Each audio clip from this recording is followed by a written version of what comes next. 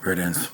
Father Mark signing on, continuing the series on church history in the late medieval, early modern period, moving into the reign of Pope 199, Pope Innocent VI, who reigned from 352 to 362.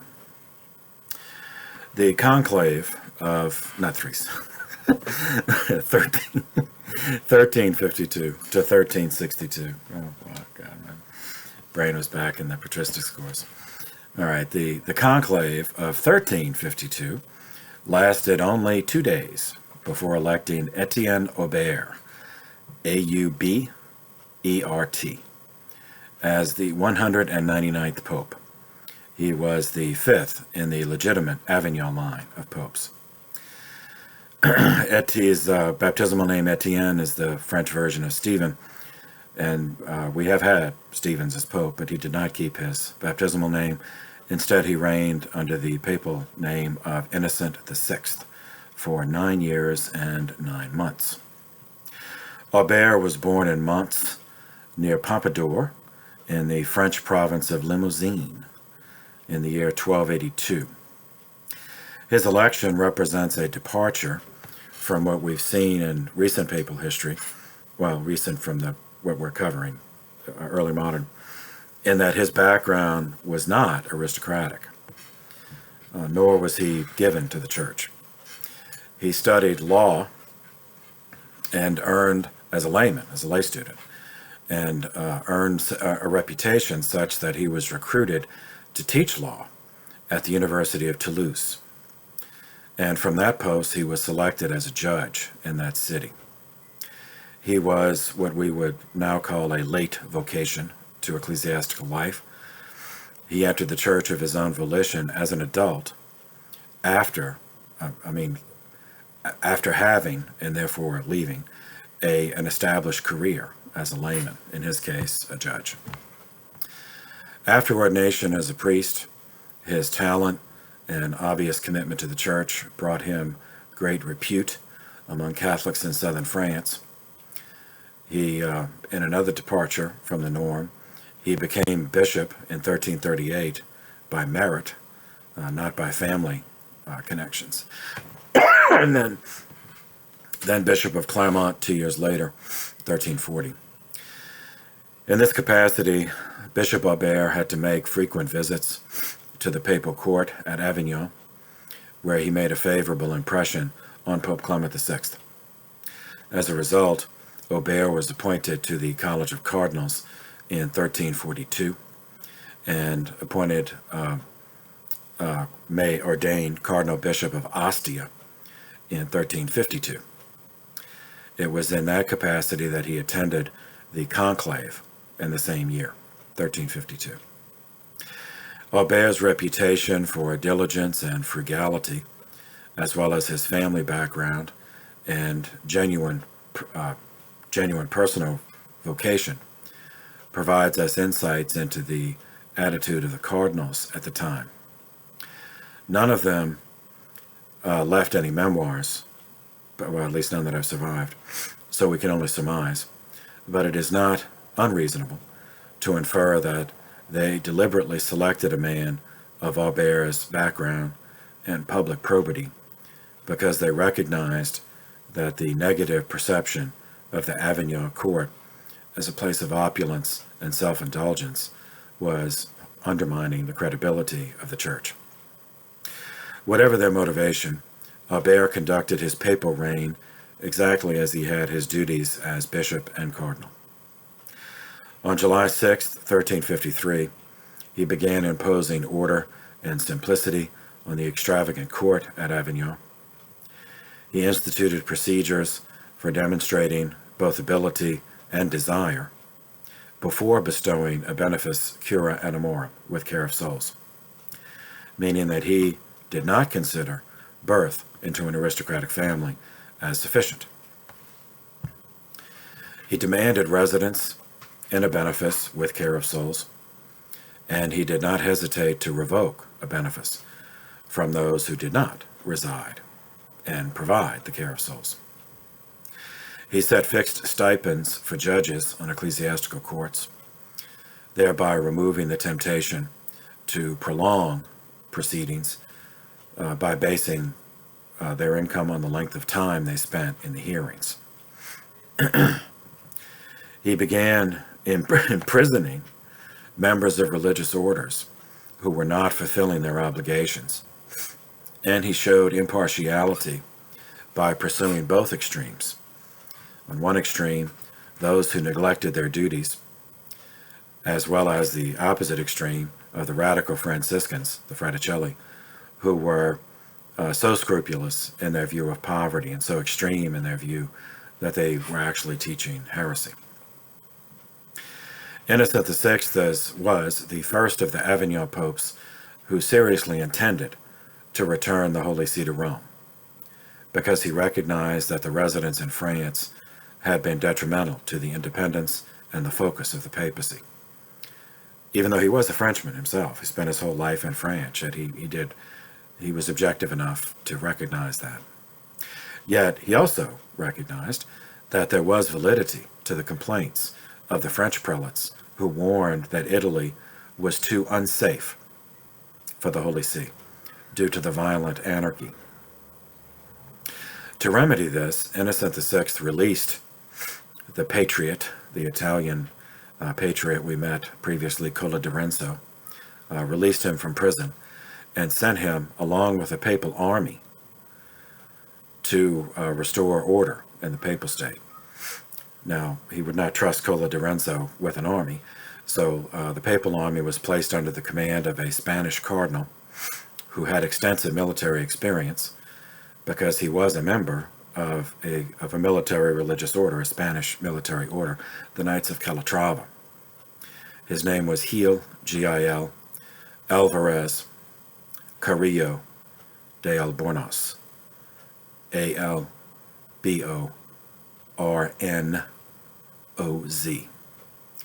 Life dates 1295 to 1367. Pope Innocent employed this strategy because he knew that Cola di Renzo had won the loyalty and trust of the common man in Italy for his stand against the corruption of the hereditary nobility and the banditry of the private militias they all employed. Just that stand did not threaten Pope Innocent, because he also was born a commoner, unlike many previous popes we met who were born into the aristocracy. Still, Cola had adopted positions that were contrary to church teaching otherwise. So even though Cola recanted those heresies and had been pardoned, the Pope could not trust him with an army, but he did trust Albornoz. To handle military operations, which meant hunting down and defeating the private militias of the contending aristocratic houses in Italy, Pope Innocent, he had a number of guys he could choose from, that had served in the military orders. He deliberately chose a Spanish cardinal because the Spanish cardinal had no connection to any of the Italian families that he might end up fighting, and had owned no land in Italy, so they therefore had no vested interest in continuing the Avignon residence of the Holy See, as a French cardinal might have. As it turned out, Pope Innocent underestimated the problems in Italy. The papal army moved into Italy, across the Alps, made it into Italy in 1354. Cola di Renzo was killed in a riot instigated by House Colonna on October 8, 1354, before he was able to capitalize on his popular support to reorganize his former tribune's army. Cardinal Albornoz continued fighting, encountering fierce resistance, not only from House Colonna, which was expected, but also from House Visconti over control of Bologna. It took 4 years of maneuvering and fighting before Cardinal Albornoz was able to recover Bologna, just that one city, which he did by 1358. But the cost in terms of lives and money was appalling to regain control of only one city. Now, Bologna was an important city. There's a famous university there, it's a wealthy city, and it was in the Papal State, and it was at a nexus of roads. So I mean, it was strategically significant, but still 4 years. So in order to understand this, why it took so long, it's necessary to understand the development of a new component in European warfare within this context. Remember, the context is this is during the Hundred Years' War. So this was we're going to focus on church history, obviously, but this change affected the whole European milieu, political, economic, military, and this development was a bane to Western civilization for centuries. And this is the mercenary war band, but of a specific type as it developed in the early modern period. Mercenaries were, of course, nothing new in history. They were men, and at times women, who practiced the trade of violence for a living, just as any other craftsman, just rented out their services. It also was not new for a talented leader of men, or the leader of soldiers, military leader, to assemble a following of other mercenaries and rent their services out as a unit, just as a master builder might have a retinue of skilled laborers, and he would negotiate for building projects, for them as a group. Such bands of mercenaries, they were known by several names. One name by which they were known, ironically, is they were the free companies. Now, not free. I mean, I say ironic because they charged money, so they weren't free in that sense. They charged for the services, but meaning they were free in the sense of they were free of any allegiance to a particular ruler or a particular kingdom, and were therefore free to sell their services to the highest bidder. In France, these were called the écochères, literally means the flayers, because of their barbaric treatment of civilian populations. Owing to the chaotic situation in Italy, with city-states and the various aristocratic houses vying for control, they were always in need of trained fighting men. And so there was a market, for that. And so another term which came to apply to these free companies was an Italian term. The leader of such a free company in the Italian milieu was called the condottiero, which is derived from the Italian word for contract. That's CONDOTTIERO, condottiero. And this was a general title, even if the leader and the men were not in fact Italian.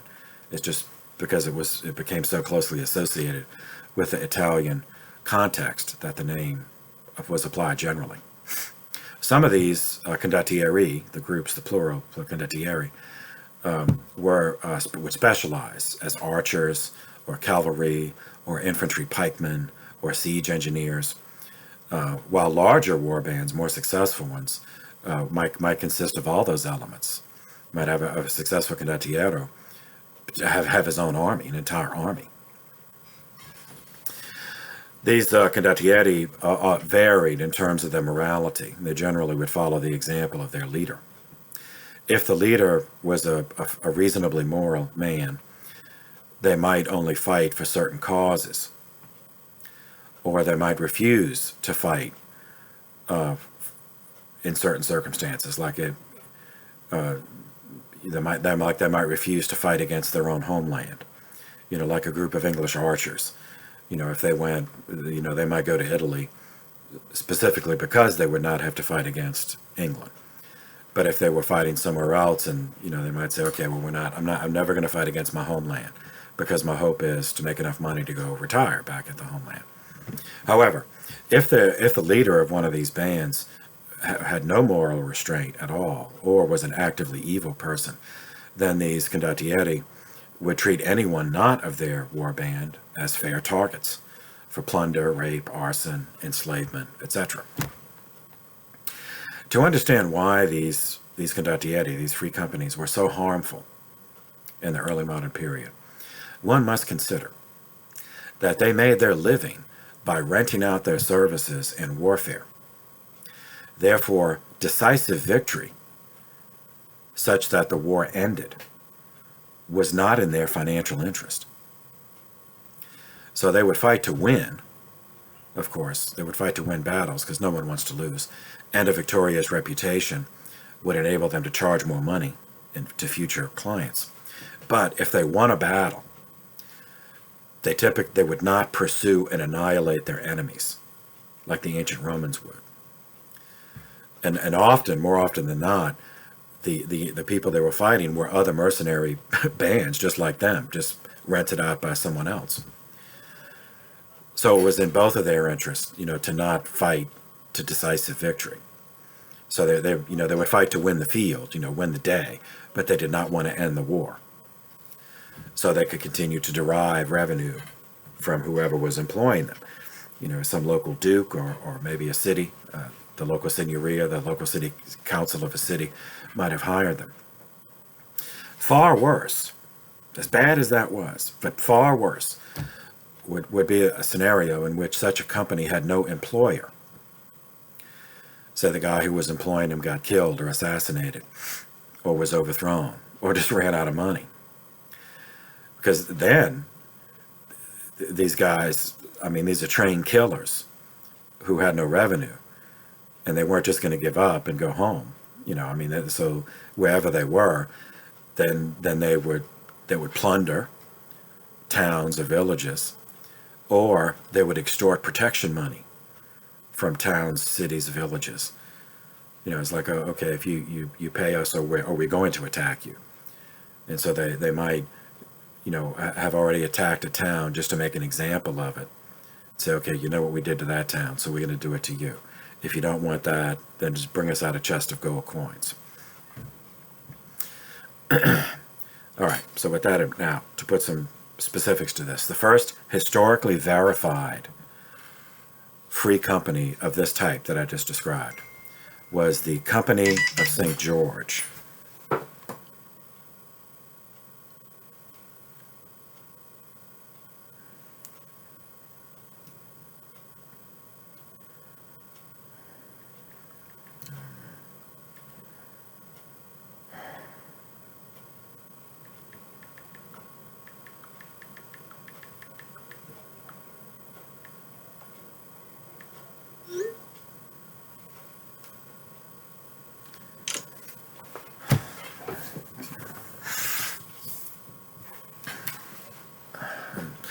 The Company of St. George, the Compagnie San Giorgio, was established in the year 1339 by an Italian condottiero named Lodricio Visconti. It consisted of 2,500 cavalry, 800 infantry, and 200 crossbowmen. Not archers, that you think of with the longbow, not that, but crossbowmen. Now, consider this development within the context of the 100 Years' War. That conflict reduced large areas of France and Belgium and the Netherlands and even parts of Eastern Germany to the condition of violent anarchy that had plagued Italy for so long. This also meant a widespread demand for trained fighting men, both by the English and French monarchs, as well as by towns, cities, and even nobility in the countryside and their estates, who wanted their lands protected. For a decade, the 100 Years' War, by this point that I'm talking about, by the time we've reached now, the 100 Years' War generated large numbers of such companies. But then the bubonic plague hit in 1347. That forced a hiatus in the war as half of Europe dropped dead. By the time the plague passed, effective government had disappeared in many places of Europe. And surviving free companies had no employers, but they still had their weapons. So they began wandering the countryside of all these countries, like barbarians after the fall of the empire, living like wild animals in treating unprotected populations worse than wild animals. So now, with that background, returning to the reign of Pope Innocent VI and his attempt to pacify and return to the papal state, the army he sent under Cardinal Albornoz consisted of such free companies, who were fighting other free companies employed by the local Italian houses and by the one faction of the Signoria of the city of Bologna. This explains why it took 4 years to retake a single city. It also explains why Pope Innocent was never able to complete his plan of returning to Rome. In December of 1360, the city of Avignon was attacked and besieged by another free company, left unemployed by the hiatus in the 100 Years' War. Now that's where the Pope was living. Now Avignon itself was too well fortified for such a group to take it by storm, but they could, and they did, effectively cut off the city from receiving food from its rural fiefs, leaving the Pope stranded. Shamed by this development, but realistic, Pope Innocent VI simply paid protection money to the free companies, that they demanded, rather than watch the people in the city starve.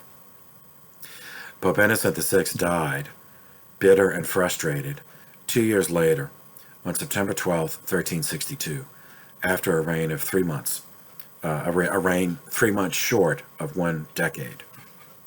He was followed as Pope 200 by Blessed Urban V, and it is to his reign that we will turn in the next video. So for now, thank you for your attention. This session is adjourned.